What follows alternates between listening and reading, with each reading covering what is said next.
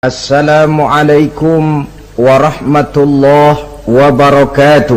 Waalaikumsalam warahmatullahi wabarakatuh.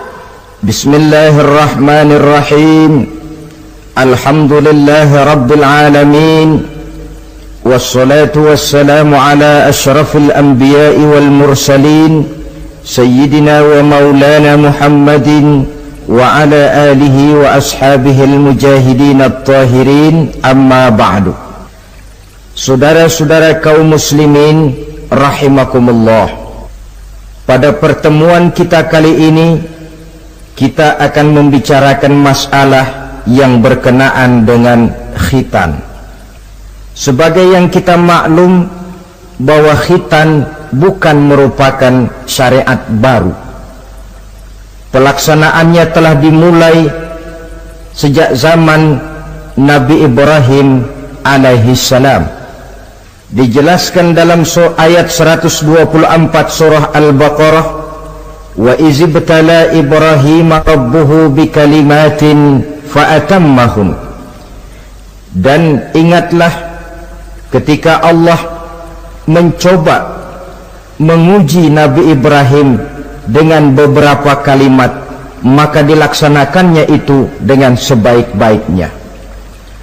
Allah menguji Nabi Ibrahim dengan beberapa kalimat.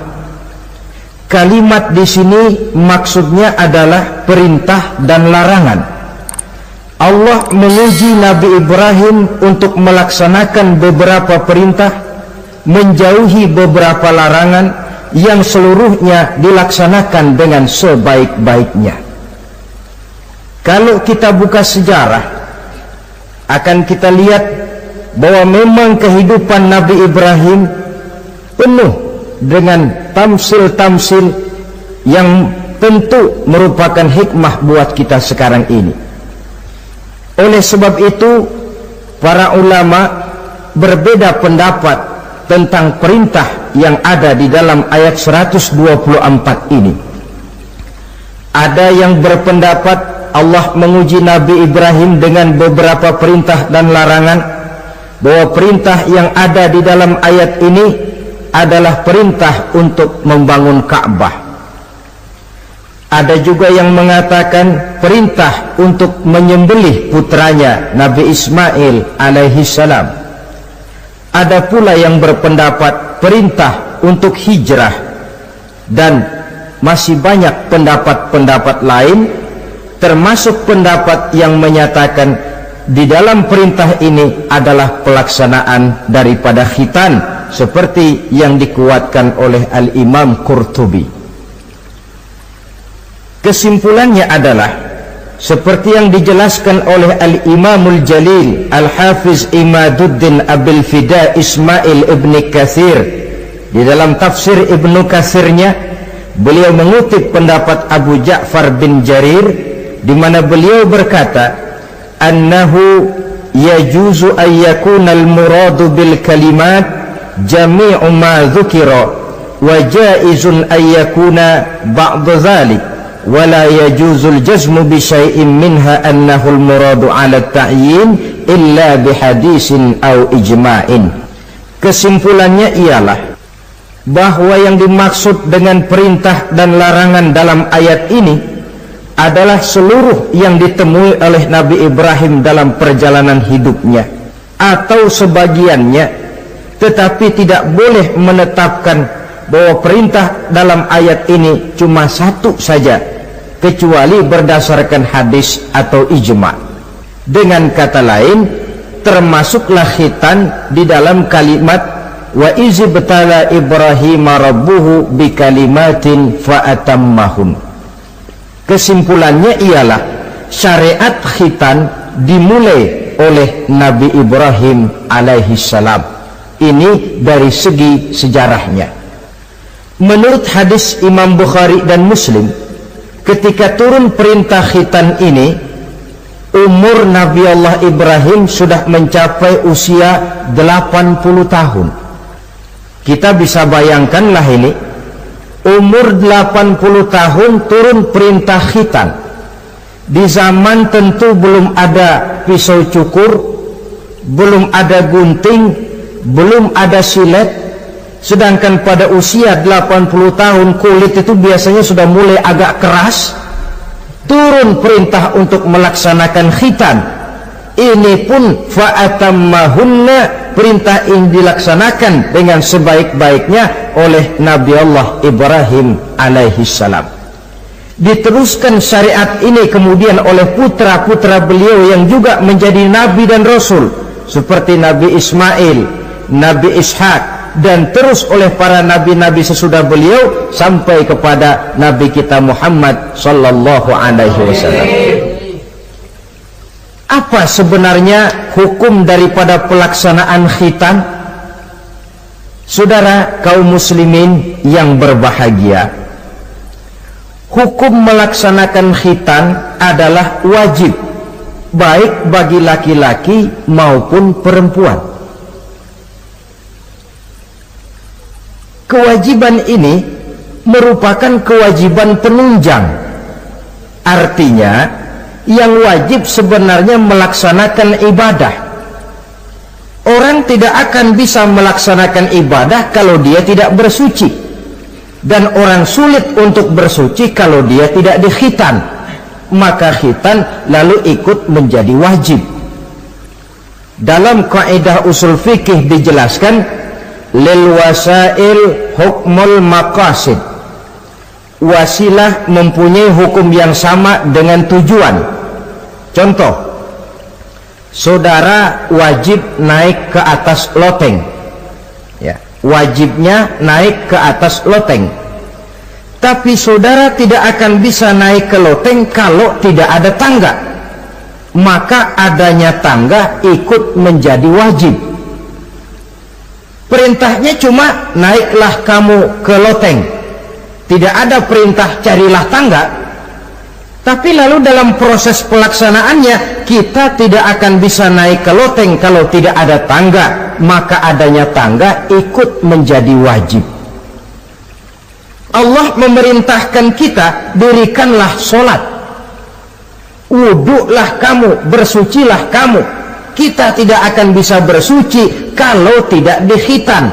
Maka khitan itu ikut menjadi wajib hukumnya. Bisa juga dengan kaidah ma la yatimmul wajib illa bihi fahuwa wajib. Suatu pekerjaan yang tidak akan sempurna tanpa sesuatu hal lain, maka sesuatu hal lain itu ikut menjadi wajib juga adanya. Kita tidak akan bisa naik ke atas loteng kalau tidak ada tangga, maka adanya tangga itu ikut menjadi wajib. Di dalam kitab Ghayatul Bayan ala Zubadi bin Ruslan dijelaskan, wal khitanu wajibun ala dzakari wal unsa. Dan khitan itu wajib hukumnya bagi orang Islam laki-laki maupun perempuan, libalighin aqilin muhtamilin lahu, yang sudah balik, berakal dan sanggup menahan rasa sakit, satira binasbi kamratin qata'a wa hiyal kulfatu minadz zakari wal ismu binasbihi aidan min unsa, yaitu memotong kulit kamrah yang menutupi daripada zakar seorang laki-laki. Adapun bagi perempuan, memotong asal nama potong, tidak seperti halnya laki-laki. Sebab apa? Sebab kulit yang dipotong yang disebut kulfah itu menghalangi orang daripada beristinja secara sempurna. Nah, kalau istinjanya sudah tidak sempurna, maka wuduknya tentu tidak sah. Kalau wuduknya tidak sah, maka sholatnya pun juga ikut jadi tidak sah. Oleh sebab itu, bagi laki-laki merupakan dosa besar kalau dia tidak berkhitan. Ini menurut pendapat Imam Ibnu Hajar. Sedangkan bagi perempuan, karena tidak dikhitannya itu tidak menghalangi istinjanya, tidak merupakan dosa besar, hanya saja berdosa tidak mengikuti syariat yang diteruskan dari Nabi Ibrahim oleh Nabi kita Muhammad sallallahu alaihi wasallam. Saudara-saudara, ini sekelumit tentang sejarah dan hukum daripada pelaksanaan khitan. Nah, sekarang kita lanjutkan dengan apa hikmah yang bisa diambil daripada pelaksanaan khitan dalam kerangka pembentukan pribadi muslim. Hikmah yang pertama, kalau setiap muslim ditanya kepengen punya anak macam apa, saya yakin jawabannya pasti sama, kepengen punya anak soleh. Betul apa betul? Betul. Apa ada di sini yang kepengen punya anak jadi garong? Tidak. Saya kira jangankan kita yang insya Allah termasuk orang baik-baik, orang yang tidak baik saja tidak pengen kok anaknya tidak baik. Maling saja tidak pengen anaknya jadi maling. Copet saja tidak kepengen anaknya jadi copet. Dia masih bisa bilang sama anaknya, nak, bapakmu sudah kadung jadi maling, kamu jangan nurunin. Itu yang ketahuan malingnya. Maling saja tidak pengen kok anaknya jadi maling, apalagi yang bukan maling. Tapi anak yang soleh ini, saudara, bukan proses yang sekali jadi. Anak soleh tidak akan muncul dengan simsalabim. Anak soleh tidak muncul dengan slogan. Prosesnya sudah diawali oleh pribadi sang calon bapak dan calon ibu daripada anak itu. Itulah sebabnya untuk mendapatkan anak yang soleh ada dua usaha yang harus dilaksanakan. Pertama, usaha zohir, artinya usaha yang kelihatan oleh pandangan mata. Apa saja yang termasuk usaha zohir ini? Pertama, pribadi calon bapak dan calon ibunya. Kalau bapaknya ahli sujud, ibunya gemar hadir di majelis taklim, meresap ke dalam kepribadian anak, ikut membentuk dirinya, sifat-sifat yang baik ini diharapkan akan menurun kepada si anak. Pribadi calon bapak dan calon ibu. Sebab ma fil aba fil abna. Bagaimana kebiasaan orang tua, begitulah anak. Kata pepatah, kalau bapak kencing berdiri, jangan heran anaknya kencing kabur. Kalau bapaknya bangun pagi jam 8, insya Allah anaknya jam 9. Jangan berharap anak mau sholat subuh. Kenapa? Bapaknya kasih contoh macam itu. Lalu suasana di rumah tangga, termasuk yang dimakan, yang diminum, termasuk pakaian kedua orang tuanya, ikut membentuk proses anak yang soleh ini. Kita kan tahu Rasulullah Shallallahu Alaihi Wasallam bersabda di dalam hadisnya, inna ahadakum yujma'u khalquhu fi batni ummihi arba'ina yawman nutfah. Tiap kamu diciptakan Allah dalam rahim ibunya itu 40 hari nutfah. Nutfah itu maaf air kotor yang kalau ketemu di jalan kita jijik, dijual juga nggak laku, tapi kita berasal dari situ. Dan itu dihasilkan dari saripati makanan yang dimakan oleh sang calon bapak, sang calon ibu. Kalau calon ibu dan calon bapak senang memakan makanan yang haram, senang meminum minuman yang haram, maka itu akan melahirkan saripati makanan yang membentuk sperma yang dihasilkan dari makanan-makanan haram. Itu pun akan ada pengaruhnya dalam proses pembentukan anak yang soleh. Saya dulu berpikir, kenapa Islam ini kok kelihatannya sedikit-sedikit mesti ada doanya. Orang mau makan ada doanya, orang mau berpakaian ada doanya, berdiri di muka cermin berkaca ada doanya. Sampai seorang istri mau bergaul dengan suaminya, ada doanya. Pemikiran ini terjawab setelah saya telaah dan menemukan di dalam kitab Ihya-nya Imam Al-Ghazali. Diceritakan di sana bahwa iblis yang tugasnya menggoda orang-orang kafir badannya gendut-gendut, sedangkan iblis yang tugasnya menggoda orang Islam badannya kurus, krempeng, ceking kayak morfinis. Satu hari ketemu di jalan karena satu profesi, ngobrol. Ini iblis yang tugasnya menggoda orang kafir bertanya kepada iblis yang tugasnya menggoda orang Islam, badanmu kenapa kurus macam begitu? Kata yang menggoda orang Islam, bagaimana saya tidak mau kurus? Saya ini ditugaskan menggoda orang-orang Islam. Orang Islam itu kalau dia mau minum dia baca bismillah. Bismillah racun, saya nggak bisa ikut minum. Dia mau makan baca bismillah. Bismillah racun lagi, saya nggak bisa ikut makan. Dia mau tidur tarik selimut, dia baca bismika Allahumma ahya wa amut, racun lagi aja. Saya nggak bisa tidur di selimut, terpaksa tidur di emper, mana keanginan. Dia mau bergaul sama istrinya, dia baca Allahumma jannibna syaitan wa jannibi syaitan fima razaqtana, racun lagi. Saya nggak bisa bantuin, cuma ngeliatin dari jauh. Bagaimana nggak kurus makan hati? Kata iblis yang badannya gendut-gendut, untung benar saya menggoda orang kafir yang nggak ada bacaan apa-apanya.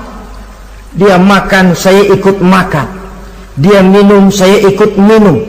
Dia tidur di selimut empuk, saya masuk ke dalamnya. Dia bergaul sama istrinya, dikit-dikit saya bantuin. Allah Karim, ini maaflah kalau sudah dibantuin iblis ini, jangan heran anak jadi sangar nantinya. Jadi sejak proses produksi awal, Islam sudah mengajarkan hal yang sedemikian rupa. Pribadi calon ibu bapaknya baik, makanan, minuman, dan pakaian terdiri dari yang halal. Suasana beragama kelihatan di rumah tangga. Ibu ahli sujud, bapak ahli sujud. Ini termasuk proses usaha yang zahir dari orang tua yang menginginkan anak yang soleh. Sampai terjadi proses kehamilan. Proses kehamilan itu kata Nabi 40 hari yang pertama nutfah, 40 hari yang kedua alaqah, 40 hari yang ketiga mudghah. Mudghah itu embrio, cikal bakal bayi. Setelah proses 3 kali 40 hari itu, barulah ditiupkan ruh ke dalam rahim sang ibu. 120 hari atau 4 bulan, perempuan yang hamil itu baru terasa perutnya bergerak-gerak. Ini berdasarkan pengalaman perempuan. Saya sendiri kebetulan alhamdulillah belum pernah hamil.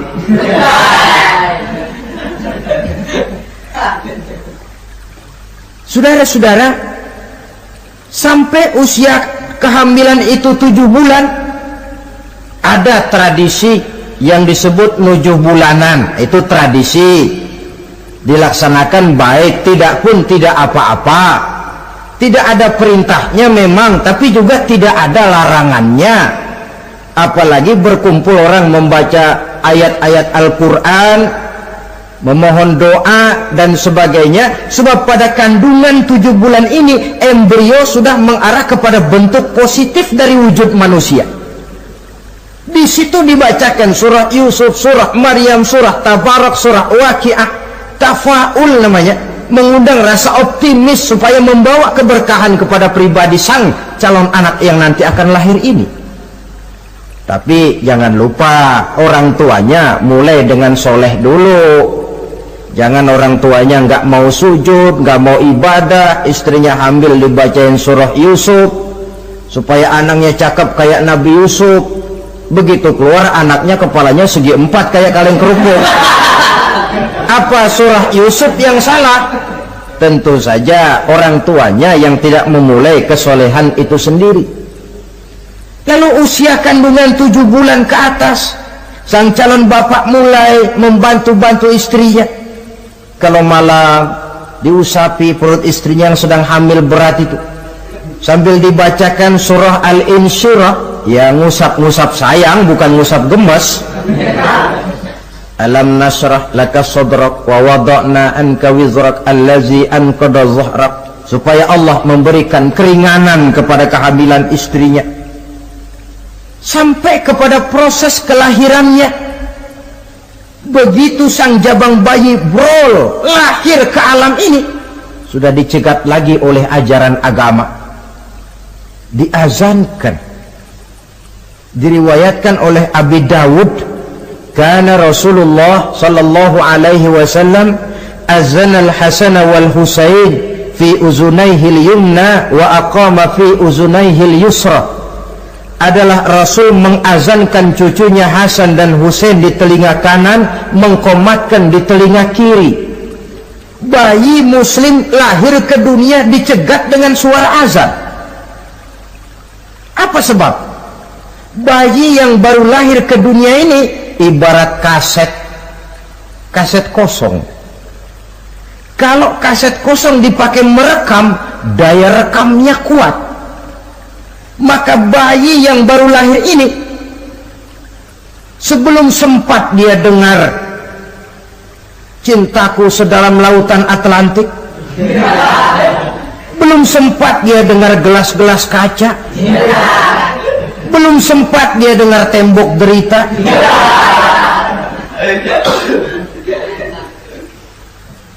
belum sempat dia menikmati serak-serak basahnya suara Frank Sinatra atau merdunya suara Madonna.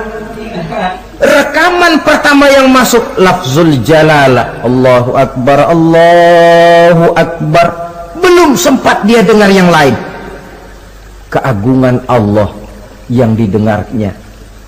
Kaset kosong diisi dengan rekaman pertama berupa lafzul jalalah.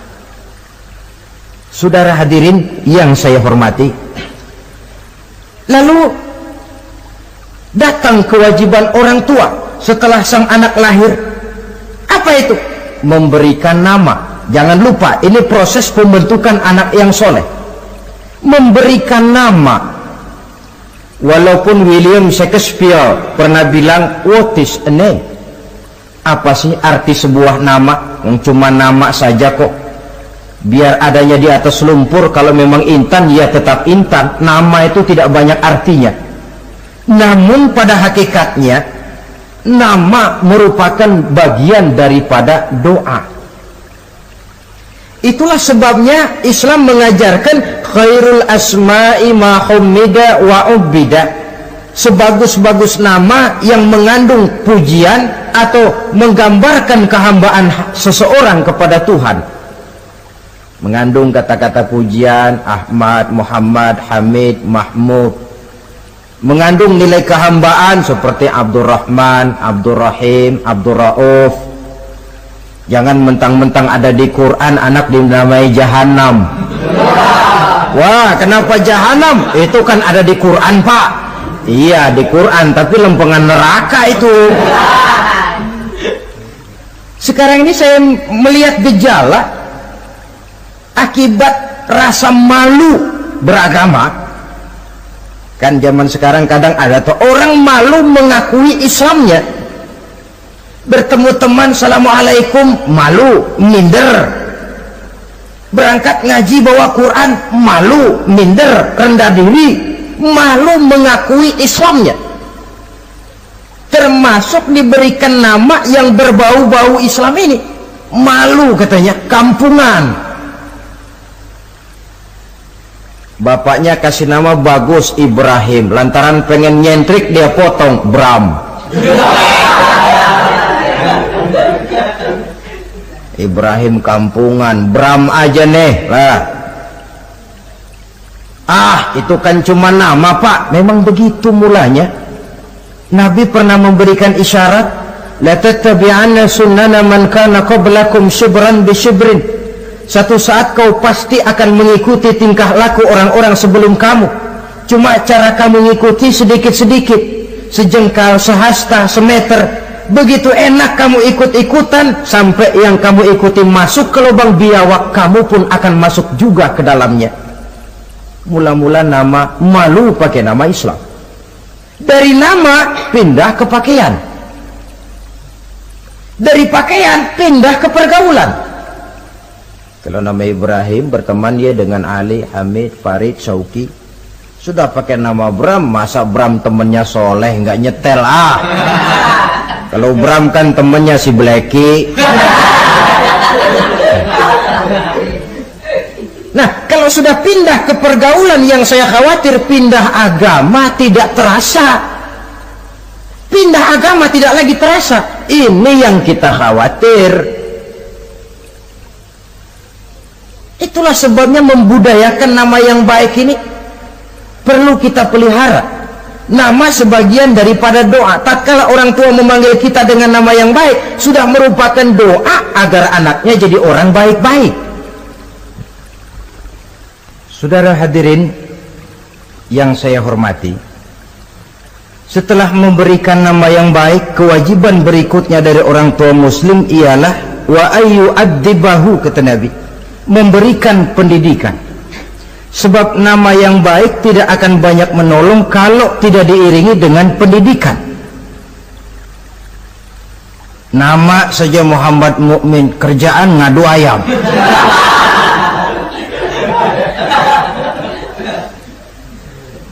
Nama yang baik tapi lantaran tidak diiringi dengan pendidikan, tidak akan banyak menolong.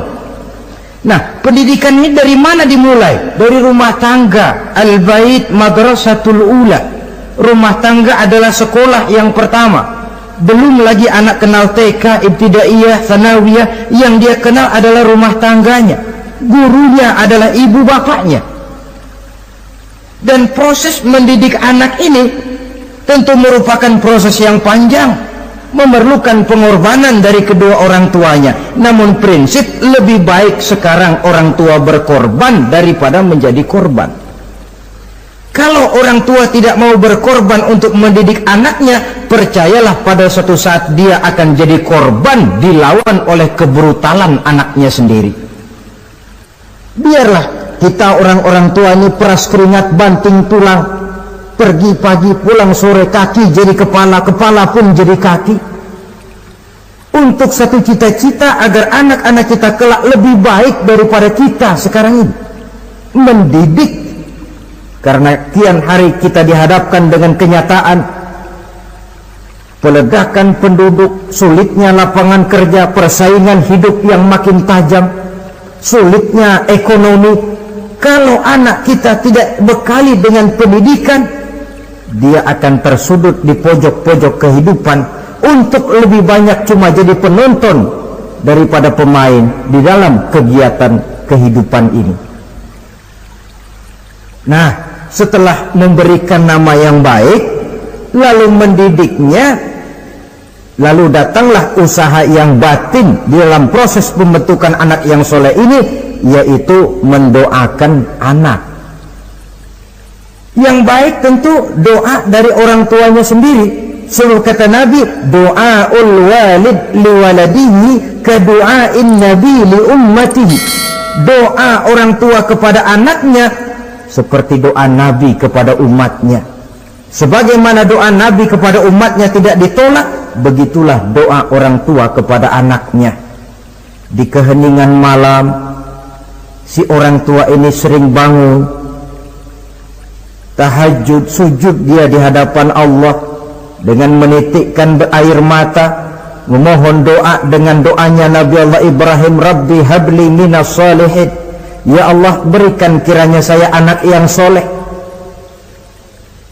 Nabi Ibrahim tidak minta anak pintar, Nabi Ibrahim tidak minta anak yang tampan, Nabi Ibrahim tidak minta anak yang kaya dan punya kedudukan tinggi. Yang beliau minta, Rabbi habli minas salihin. Ya Allah, berikan saya anak yang soleh.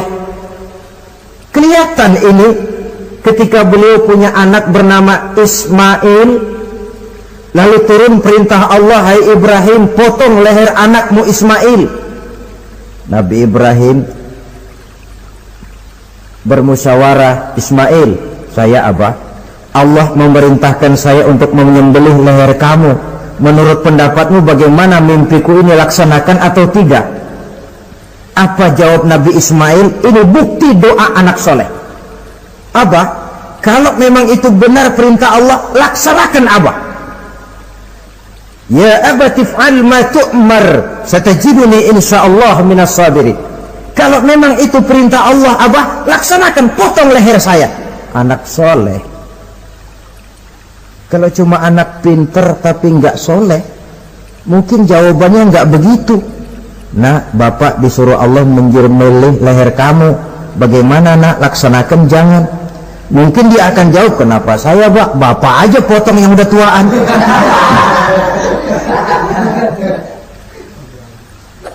Doa orang tua kepada anak, atau boleh juga doa orang lain yang diyakini kesolehannya oleh orang tua tadi. Mengundang Pak Ustadz, Pak Kiai ke rumah, tolong doakan anak saya, tidak ada salahnya. Sebab Nabi mengajarkan aksiru minan nas bidu'ail khair fa innaka la tadri min ayyi fahin yuqbal.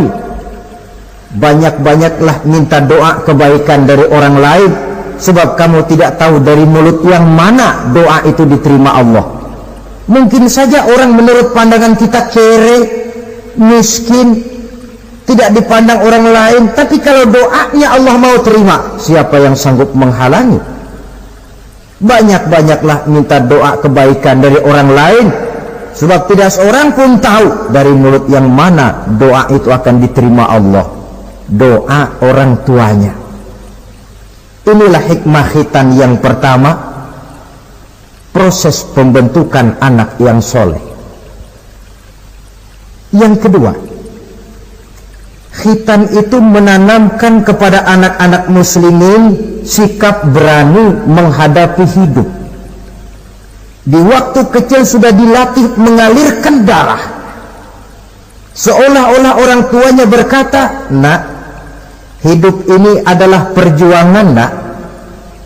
Perjuangan itu peras keringat, banting tulang, mengalirkan darah, kadang-kadang mengorbankan nyawa. Hidup bukan undian, nak. Jangan mengharap untung besar tanpa mau peras keringat. Berani hidup artinya berani menghadapi segala resiko yang ada di dalam hidup. Di zaman sekarang banyak orang yang takut menghadapi hidup. Pakaian mau bagus, makan mau enak, hidup mau terpandang dan dihargai orang, tapi kerja keras tidak mau. Paling-paling istilah orang maunya cuman hardolin. Hardolin itu bahasa Jerman, artinya dahar modal ulin. Santai. Ini kan takut menghadapi hidup, atau melihat bahwa stres hidup begitu tinggi, lalu mengundi-ngundi hidup. Dipertaruhkannya hidup di meja judi, dipertaruhkannya hidup di gunung-gunung, memuja-muja setan dan sebagainya. Itu pun termasuk orang yang takut menghadapi hidup, tidak berani menghadapi resiko yang ada di dalamnya. Cuma khayal saja membumbung tinggi, tapi keberanian untuk bekerja keras tidak ada. Anak-anak muslimin sejak dini, sejak masih kecil sudah dilatih mengalirkan darah. Hidup ini perjuangan, nak. Bukan santai-santai, bukan berleha-leha, bukan berandai-andai.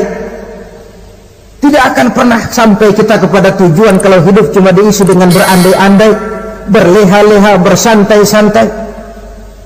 Dia adalah perjuangan, jalannya menanjak menurun, banyak onak dan duri di sekelilingnya. Kuatkan pribadimu menghadapi hidup ini, ditanamkan sikap berani menghadapi hidup. Itu yang kedua.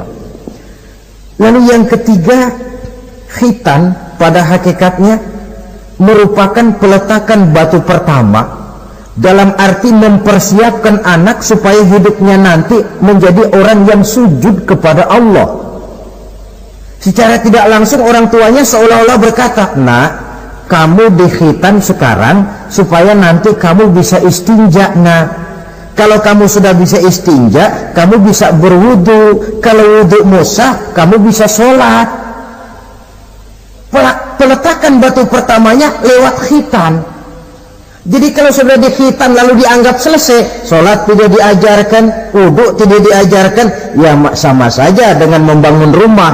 Setelah peletakan batu pertama lalu tidak dilanjutkan dengan membangun yang lain, alang-alang yang bakal tumbuh. Sebab dalam realitanya nanti bukan cuma tubuh kita yang dikhitan, harta kita nanti dikhitan. Cuma khitan harta namanya zakat, infak, sodakoh. Itu kan harta dikhitan supaya bersih. Khitan juga namanya. Karenanya mengkhitan anak, mempersiapkan anak agar menjadi hamba Allah yang sesungguhnya, menjadi manusia yang sujud kepada Allah Tuhannya.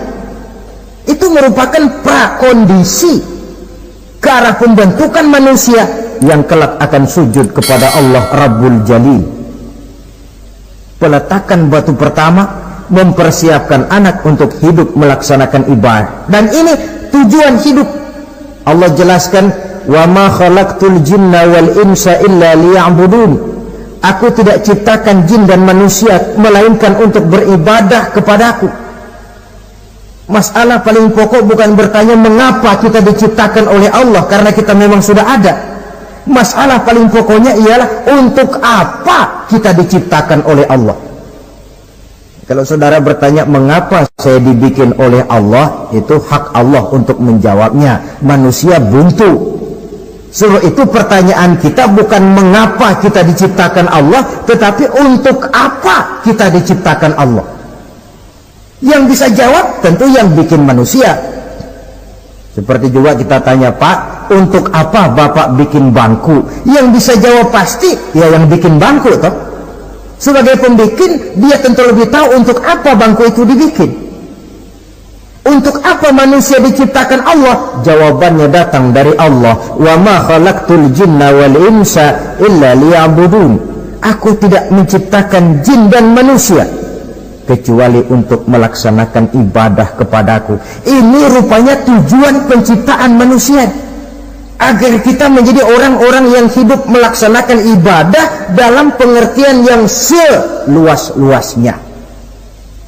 Sejak ibadah pribadi yang langsung antara kita dengan Allah, seperti sholat, puasa, zakat, haji, sampai kepada ibadah yang tersalur melalui kehidupan bermasyarakat.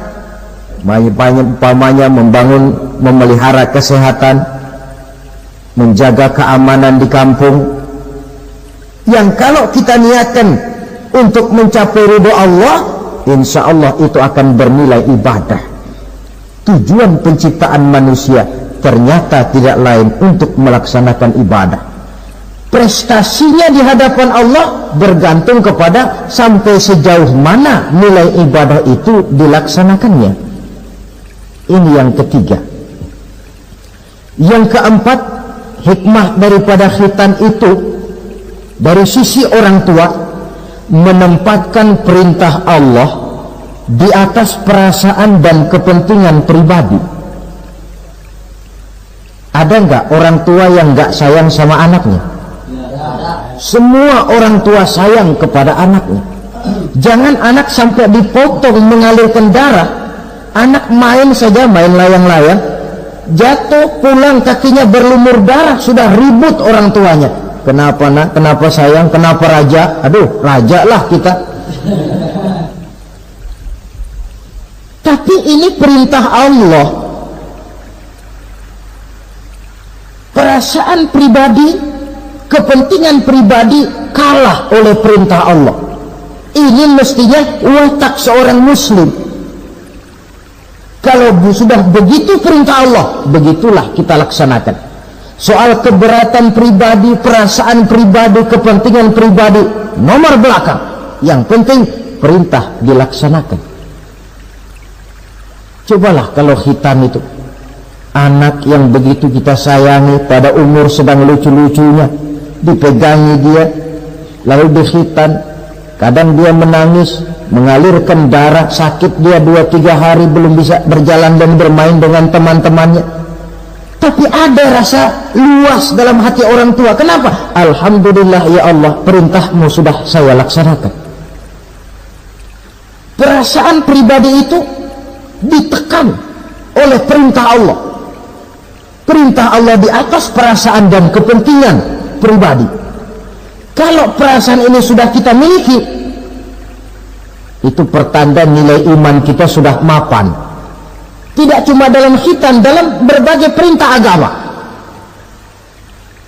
Hari Jumat berangkat kita dagang, begitu 11:30 mendadak banyak yang beli, laku lagi. Sudah kedengaran suara azan, hayya 'alas shalah, hayya 'alal falah, pembeli makin banyak. Disitulah barometer iman kelihatan.